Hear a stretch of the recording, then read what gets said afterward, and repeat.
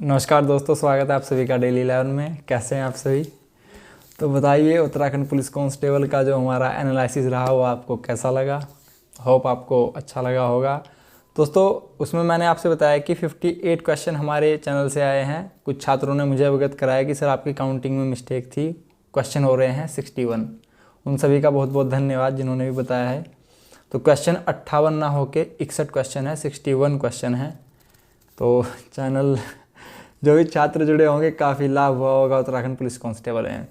तो आज का सेशन शुरू करते हैं करंट अफेयर का। आज डेट है 24 दिसंबर 2022। पहला क्वेश्चन, जिन छात्रों ने उत्तराखंड पुलिस कांस्टेबल का एनालिसिस नहीं देखा हो, यहाँ पर जो वीडियो आ रही है स्क्रीन पर, आप उसको अवश्य देख लीजिएगा।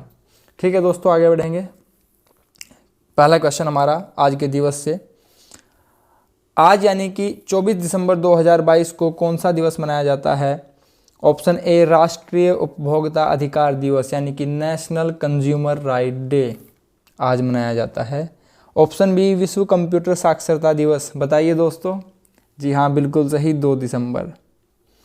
यूनिसेफ दिवस बताइए, 11 दिसंबर। किसान दिवस तो कल ही मनाया गया है, 23 दिसंबर, चौधरी चरण सिंह की याद में, मेमोरी में। आगे बढ़ेंगे। नेक्स्ट क्वेश्चन हमारा, इंडियन नेशनल कार्टोग्राफी एसोसिएशन यानी कि INCA की 42वीं अंतर्राष्ट्रीय कांग्रेस का आयोजन कहाँ हुआ? Option A Haridwar, B Dehradun, C Chamoli, D Nainital. Correct answer option B रहेगा दोस्तों, यह देहरादून में इसका आयोजन हुआ है। जानते हैं इसकी थीम क्या रही, इसका विषय क्या रहा। क्वेश्चन थीम से भी आ सकता है, जैसे कि उत्तराखंड लेखपाल का जो एग्ज़ाम होगा वो थोड़ा सा हाई लेवल का होगा उत्तराखंड पुलिस कांस्टेबल की अपेक्षा। तो थीम याद रखिएगा, digital cartography to harness blue economy. आगे बढ़ेंगे दोस्तों। देहरादून का इसमें चर्चा हुई है, तो देहरादून का ऐसा तो नहीं होगा कि मैप ना देखें, हम मैप अवश्य देखेंगे। आप यहाँ पर देख पा रहे हैं देहरादून। देहरादून की सीमा यहाँ पर हरिद्वार, पौड़ी, टिहरी, उत्तरकाशी से स्पर्श हो रही है दोस्तों। और अगर बात करें राज्यों की, तो यहाँ पर उत्तर प्रदेश से सीमा स्पर्श हो रही है, और अगर ऊपर बात करें यहाँ पर हिमाचल प्रदेश से सीमा स्पर्श हो रही है। देहरादून से अन्य तथ्य देख लीजिए। देहरादून की स्थापना जो की गई थी दोस्तों 1817 में की गई थी, प्रथम बार डिस्ट्रिक्ट के रूप में। अगर आप लास्ट के 2 डिजिट को बदल देते हैं, 1801 का 7 का 1 कर देते हैं, तो बनेगा 1871 में इसकी दोबारा डिस्ट्रिक्ट के रूप में स्थापना की गई थी। मुख्यालय देहरादून में है। क्षेत्रफल इसका 3088 है। गढ़वाल मंडल विधानसभा क्षेत्र यहाँ पर 10 हैं। सर्वाधिक कहाँ पर हैं? हरिद्वार में 11 हैं। ठीक है दोस्तों। सबसे कम 2 कहाँ पर है? रुद्रप्रयाग, चंपावत, बागेश्वर। केंद्रीय शिक्षा मंत्रालय की PGI रिपोर्ट में शीर्ष स्थान पर कौन सा राज्य रहा? Option A Gujarat, B Rajasthan, C Andhra Pradesh, D उपरोक्त सभी। जी हाँ, करेक्ट आंसर ऑप्शन डी होगा, ये तीनों ही राज्य शीर्ष स्थान पर रहे हैं।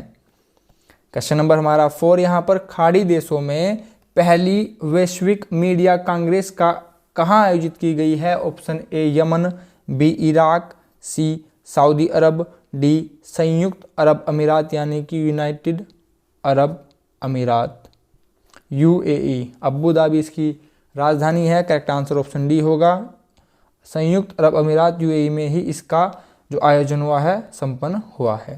क्वेश्चन नंबर 5 हमारा, आसियान भारत मैत्री वर्ष, डबल स्टार में इसको दूंगा, क्वेश्चन काफ़ी इंपॉर्टेंट रहेगा। आसियान भारत मैत्री वर्ष के रूप में किसे घोषित किया गया है? सन 2022, 23, 21, 24। करेक्ट आंसर ऑप्शन ए रहेगा, 2022 को आसियान भारत मैत्रिक वर्ष घोषित किया गया है। क्वेश्चन काफ़ी इंपॉर्टेंट रहेगा दोस्तों। यहाँ पर एक शब्दावली आई है आसियान, ASEAN, इसके बारे में जानेंगे अवश्य। हम एक संगठन ले ही लेते हैं रोज, तो देखते हैं इसके बारे में। आसियान, इसका जो फुल फॉर्म होगी दक्षिण पूर्व एशिया राष्ट्रों का संगठन। इंग्लिश माध्यम वाले छात्रों के लिए association of south east Asian Nations. मुख्यालय जकार्ता इंडोनेशिया में है। स्थापना इसकी 8 अगस्त 1967 में की गई थी। सन याद रखिएगा दोस्तों। आसियान तिथि भी याद रख सकते हैं, आसियान, अ से आसियान, अ से 8 बनता है, ठीक है, और अ से ही अगस्त बन रहा है। याद करना कितना सरल हो गया, आसियान 8 अगस्त, अ।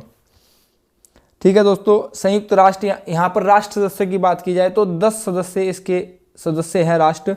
Brunei, Cambodia, Indonesia, Laos, Malaysia, Myanmar, Philippines, Singapore, Thailand, Vietnam.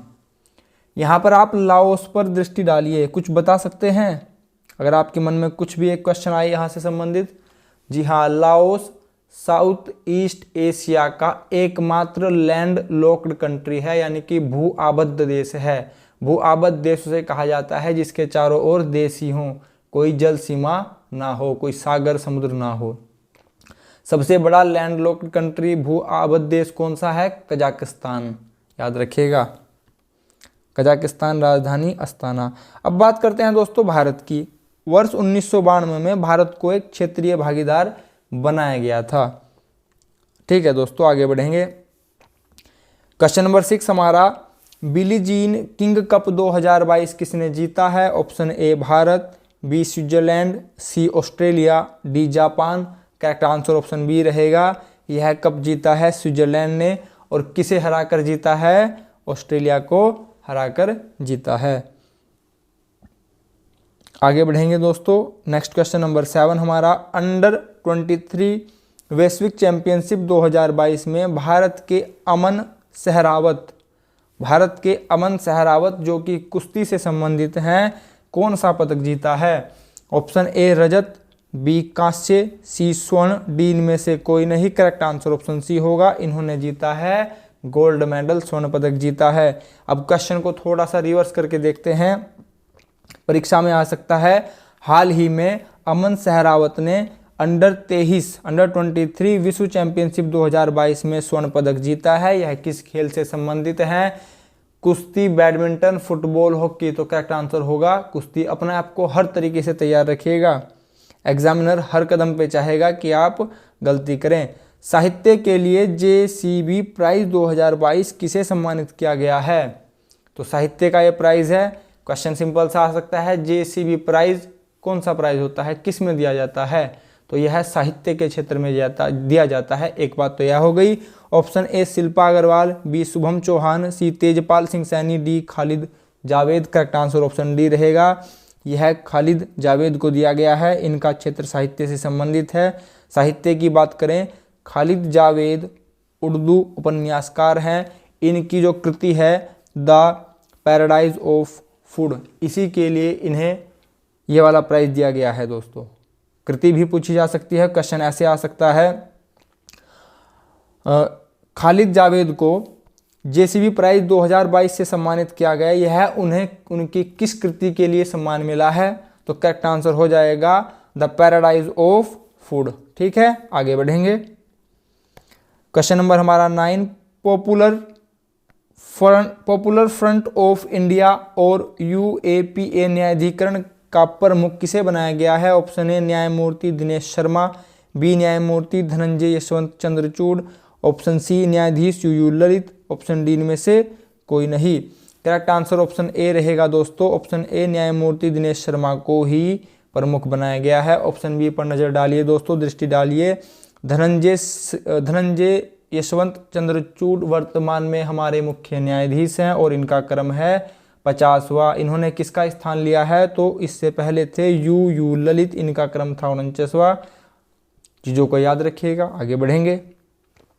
हमारा यस्टरडे क्वेश्चन था, उत्तराखंड की पायल ने राज्य को पहला स्वर्ण पदक बहुत ही सम्मान्य कार्य किया है, राज्य का नाम रोशन किया है, प्रथम स्वर्ण पदक दिलाया है। यह कहाँ की रहने वाली हैं? तो यह उधम सिंह नगर की रहने वाली हैं और इन्होंने 35 किलोमीटर वॉक रेसिंग में यह पदक जीता है। क्वेश्चन काफ़ी इंपॉर्टेंट रहेगा आगामी परीक्षाओं के दृष्टि में। क्वेश्चन नंबर हमारा 11, 36वें राष्ट्रीय खेलों में उत्तराखंड ने कितने स्वर्ण पदक जीते हैं? तो इसका आंसर आप सभी कमेंट बॉक्स में देंगे। ऑप्शन 1 ए, बी 8, सी 9, डी 10। दोस्तों इसकी संपूर्ण व्याख्या कीजिएगा, देखते हैं आप क्या क्या बता पाएंगे। मुझे यह भी बताइएगा 36वें राष्ट्रीय खेल कहाँ पर संपन्न हुए हैं? ठीक है दोस्तों, आपने अपना कीमती समय चैनल को दिया है, इसके लिए आप सभी का बहुत बहुत धन्यवाद। नमस्कार दोस्तों।